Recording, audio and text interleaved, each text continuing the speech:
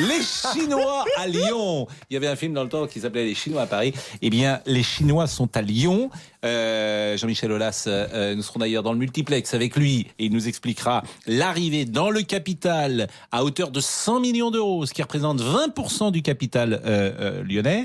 Évidemment, Jean-Michel Aulas reste le patron et pour en parler autour de nous, toujours Dominique Sévrac du Bonsoir. Parisien, Sébastien Tarago de l'équipe, Déva Padou de France Football et Philippe Sansfourche, bien évidemment, d'RTL. Alors, est-ce que c'est la poule aux œufs d'or et qu'est-ce que ça change pour Lyon, cette arrivée de 100 millions d'euros? Déjà, halte au fantasme, l'Olympique Lyonnais ne va pas recruter un grand joueur d'ici la fin de saison grâce à cet argent.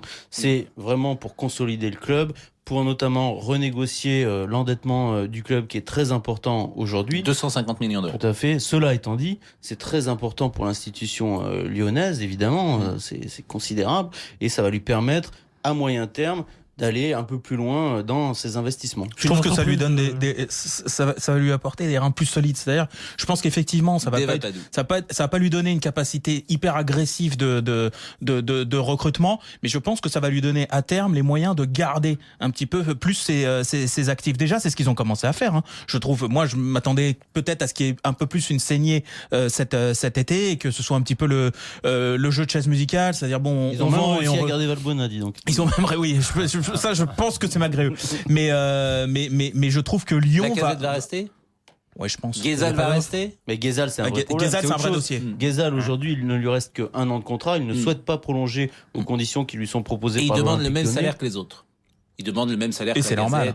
Et c'est normal. Il obtiendra pas la casette. Bien sûr que c'est normal. La saison dernière, si Lyon revient dans la course, il le doit grandement à Ghezal. Je veux dire, moi, je veux bien qu'on diminue les mérites de. On lui file 420 000 euros par mois. Pardon ? C'est comme ça aujourd'hui. Le gars fait 6 mois et on lui file 420 000 euros par mois. Et Grenier, on lui a donné 400 000 euros pour quoi ? Grenier, longtemps, il a été. Zlatan, il fallait qu'il aille voir le Qatar tous les 3 mois pour leur dire, là, je viens de faire 3 mois de folie, je viens de marquer 15 buts.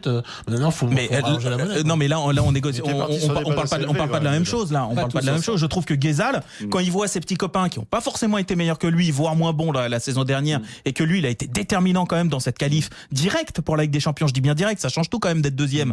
Et ben, je trouve que c'est normal qu'il joue sa partie. Pour revenir sur ces 100 millions, c'est intéressant quand même parce que les sources de financement pour le football français, comme les contrats télé sont signés jusqu'en 2020 et qu'ils ne bougeront pas, et qu'ils sont assez faibles par rapport à la concurrence. Mais bien payés par rapport au spectacle proposé. Parce qu'à un moment, il faut le dire aussi. Comme les stades ne sont pas extensibles, la seule possibilité de nouvelles recettes pour un club de football en France, c'est d'aller chercher un investisseur étranger. Et c'est pas un hasard si c'est Jean-Michel Aulas qui trouve ça, parce qu'il est sans doute dans cet exercice le plus fort et il a également le club le plus attractif. Oui, alors d'accord, très bien. Un des clubs les plus attractifs. Je pense que Marseille pourrait faire la même chose. Capitaliste de manière merveilleuse, tout à fait. Mais Dave nous dit ils vont avoir les reins plus solides. Mais moi, je ne connais pas cet investisseur. Je ne sais pas qui sont ces gens. Je ne sais pas si ce ne sont pas des. Vous connaissez pas, c'est parce que vous le connaissez pas que. Non mais d'accord, moi un jour j'ai vu tu penses que c'est Jacques Cascar danser sur les tables et voilà. Non mais c'est pas parce que des gens arrivent que tout de suite ça veut dire que ça renforce la structure Lyon. Non mais là, si les sous arrivent immédiatement, c'est différent. Dominique, que des Chinois et 100 millions, ça j'en doute pas. Vous pouvez faire confiance pour le coup à Jean-Michel Aulas. Vous savez, sa combienième saison il entame, Jean-Michel Aulas ? On va être à la 29 ou 30e. C'est sa 30e saison. 30e saison. Et il est dans une logique de club d'avoir fait grandir. Entrepreneur. Voilà. Bon, on peut imaginer que l'investisseur qu'il a trouvé soit. Moi, je connais pas cet investisseur précisément, mais je lui fais confiance. En tout cas, il faut s'en réjouir. Parce que pour une fois, c'est pas un investisseur qui vient sauver une situation dramatique. C'est juste pour justement apporter un peu plus de solidité. Et c'est le fruit d'un travail. C'est pas un hasard si ça intervient après l'arrivée du nouveau stade. Une fois qu'on s'est rendu compte sur plusieurs années que cette formation lyonnaise fonctionnait parfaitement bien. Globalement, c'est un club qui est parfaitement structuré, bien sûr.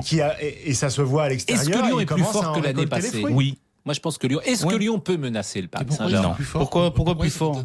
Plus fort parce que une année de plus. Une stabilité de plus. Oui, d'accord. Donc Raphaël est toujours aussi bon arrière droit. Quel Nkoulou aura l'Olympique Lyonnais cette année ? L'Argentin qui arrive est un très bon joueur. L'Argentin qui s'appelle Manama. Pascal, pardonnez-moi, mais on a décidé. Mais on a décrété que ce garçon était très fort. Moi, je ne l'ai pas vu jouer. Et la plupart des gens qui parlent de ce garçon ne l'ont pas vu jouer. Oui. Ouais. Non, moi, mais sans parler de ce cas-là, par rapport à la saison dernière, l'année dernière, c'était un bazar dans le vestiaire dès l'été, parce qu'il y avait des renégociations de contrats, parce qu'il y avait partira pas, parce qu'il y avait des salaires qui étaient sortis dans la presse, etc. Voilà, non mais je suis pas en train d'incriminer les joueurs. Effectivement, je trouve que tout avait été mal géré, de la tête jusqu'aux joueurs. Mais je trouve que cet été, ils ont eu une intersaison plutôt calme, et je pense que la gestion de la Ligue des Champions, par exemple, va être meilleure que celle de l'année dernière. Moi, Toulouse sera meilleur qu'Umtiti, par exemple. Moi, Pascal, j'ai vu un trophée des champions avec un entraîneur, Bruno Genesio, qui avait préparé son équipe pour jouer le PSG de la saison dernière. Donc, si vous voulez, déjà, ils n'ont pas l'entraîneur. Ne jugez pas Lyon sur un seul match. Je juge la tactique. Je juge le fait qu'un homme décide d'une tactique pour un trophée. Ça peut être le trophée des champions, c'est pas génial, mais bon, ça existe, voilà. Et lui, il se fonde sur la tactique de l'année dernière, comment il a battu le PSG en février, alors que le PSG a depuis changé d'entraîneur et changé de joueur. Ils ont surtout perdu sur des erreurs défensives, Dominique. Pour moi, c'est pas sérieux. Non, mais tirer des enseignements sur ce match, c'est un non-sens. Emmanuel Mamana, il a 20 ans. Je vous dis que Genesio n'est pas l'entraîneur. Il a 20 ans, Emmanuel Mamana. Il a été acheté pour 7 millions d'euros et c'est un désespoir argentin. Pourquoi Lyon serait plus fort? Parce qu'effectivement, il y a de la stabilité, parce que on sait que les groupes ont besoin de vivre ensemble et que parfois, la deuxième ou troisième saison où ils sont ensemble est meilleure que la première. Mais moi, je pense aussi que l'Olympique Lyonnais, j'espère d'ailleurs que l'Olympique Lyonnais réalisera une belle saison, mais quand même un tout petit peu de mesure. Et retour de Fekir également. Mais c'est pour ça aussi que Lyon peut être plus fort. Fekir Quel Fekir aura l'Olympique Lyonnais? Soyons optimistes. Mais espérons-le, mais ce n'est pas sûr. Il revient d'une énorme blessure. Il n'est pas forcément. Il n'aura pas son niveau tout de suite. Il a 23 ans, Fekir. Oui, c'est une énorme blessure parce qu'il y en a qui reviennent jamais. Guézal sera-t-il encore là?